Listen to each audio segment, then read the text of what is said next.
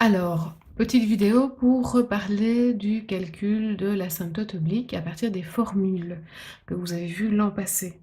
Donc, nous sommes toujours dans l'étude de fonction de la fonction racine de x carré plus 9 et nous étions arrivés dans l'asymptote oblique. Donc, je fais un petit rappel, retour sur tout ce qu'on a fait ensemble. On applique la formule pour calculer le m, d'accord? Donc, le m est égal à la limite en plus ou moins à l'infini de f de x sur x. Donc c'est ce qu'on fait ici. On calcule la limite en plus ou moins à l'infini de la fonction sur x, on trouve une indétermination infinie sur infini, et donc on va faire la fameuse technique de mise en évidence, comme on l'a vu en classe. Voilà, on met en évidence les termes de plus haute puissance. Donc on a mis en évidence le x carré. Je vais remettre l'étape ici. Donc limite en plus ou moins à l'infini, racine de x carré fois 1 plus 9 sur x carré sur x. Donc l'intérêt, c'est de pouvoir déjà sortir le x carré de la racine en n'oubliant pas qu'on met une valeur absolue. Et ensuite, l'intérêt aussi, c'est que 9 sur x carré tend vers 0 quand x tend vers l'infini. Donc on se retrouve avec la limite en plus ou moins à l'infini de valeur absolue de x sur x, et on sait que la valeur absolue s'écrit soit plus x, soit moins x. Ça s'écrit plus x quand on est en plus l'infini, ça s'écrit moins x quand on est en moins l'infini, et donc on trouve deux valeurs qui sont plus ou moins 1. J'ai bien mis le plus quand je suis en plus l'infini, le moins quand je suis en moins l'infini. Et donc j'ai deux valeurs de m possibles, une pour plus l'infini, une pour moins l'infini, donc je sais que je vais avoir 2 AO pour cette fonction.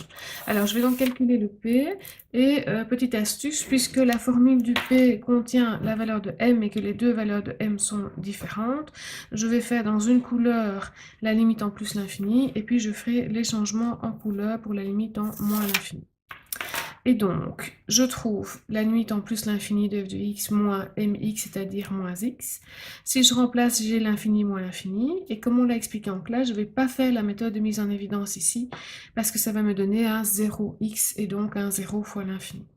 Donc, je vais plutôt choisir la méthode des binômes conjugués. Donc, je multiplie le binôme que j'ai ici par son conjugué. Et au moment où je le fais apparaître, je dois évidemment le faire apparaître en dessous pour multiplier en fait par 1. Donc, ça me permet quoi? Ben, ce binôme conjugué, ce produit de binôme conjugué me permet de faire la différence des deux carrés. Donc, carré de racine de x carré plus 9, carré de x. Donc, x carré plus 9, la racine s'en va, moins x carré. Ça se simplifie. Au-dessus, j'ai 9. En dessous, je remplace plus l'infini, ça fait plus l'infini. Et donc, on se retrouve avec un petit 0, et j'avais dit que c'était un 0 plus. Alors, maintenant, je vais faire la deuxième limite, celle pour P2, d'accord? Celle qui correspond à la deuxième valeur de M. Donc, je mets en orange le fait que je travaille en moins l'infini. Je mets M2. Donc, ici, au lieu d'avoir moins x, je vais avoir moins x, c'est-à-dire plus x. J'ai quand même de toute façon une racine qui va donner plus l'infini, et je vais avoir plus moins l'infini, donc je vais me retrouver quand même avec cette indétermination-là. Je fais quand même des binômes conjugués, sauf que le premier est celui avec le plus, le second celui avec le moins, donc celui que je mets en dessous est celui avec le moins. J'ai quand même le produit des deux binômes conjugués qui donne x carré plus 9 moins x carré, ça ne change pas, mais en dessous j'ai ceci avec le moins x. J'ai au-dessus donc 9, ça reste pareil, et en dessous j'ai plus l'infini, moins l'infini, donc ça fait aussi plus l'infini. Donc j'ai plus l'infini, j'ai bien plus l'infini, j'ai donc le même résultat, j'ai donc un 0 plus. Donc je peux dire que j'ai deux asymptotes obliques, une qui est y égale x en plus l'infini, d'accord, et l'autre qui est y égale moins x en moins l'infini. Alors, pourquoi est-ce que je fais attention au signe du 0 qui correspond à la valeur de P? Parce qu'en fait, ça a un certain sens. Donc, conceptuellement, je vais expliquer ça. Ça a à voir avec l'écart à l'asymptote, que ce soit une asymptote oblique ou une asymptote horizontale. Donc, quand j'ai une asymptote oblique et une fonction qui est dessinée, je peux comparer les y, celui de l'asymptote, celui de la fonction, et je peux en faire la différence. D'accord? Quand je fais ça, on dit que je fais l'écart entre l'asymptote et la fonction. Et si je fais la limite de l'écart à l'infini, quand j'ai une AO, ça doit se rapprocher tellement que l'écart entre les deux doit tendre vers 0. Si l'écart tend vers 0 avec des valeurs positives, ça veut dire que dans mon expression ici, c'est la fonction qui est plus grande que l'asymptote, donc c'est la fonction qui est au-dessus de l'asymptote.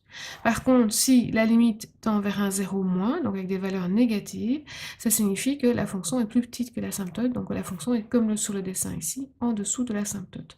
Donc connaître le signe de l'écart est intéressant. Alors on calcule rarement l'écart parce que c'est beaucoup de travail en plus, mais quand on a un p qui vaut 0, si on réfléchit bien, hein, donc par rapport au p de l'asymptote oblique, quand on regarde la formule du calcul de p, limite en plus ou moins l'infini de f de x moins mx, ben, on s'aperçoit que si p vaut 0, notre asymptote c'est y égale mx. Donc là on est en train de faire l'écart en fait, sans le savoir.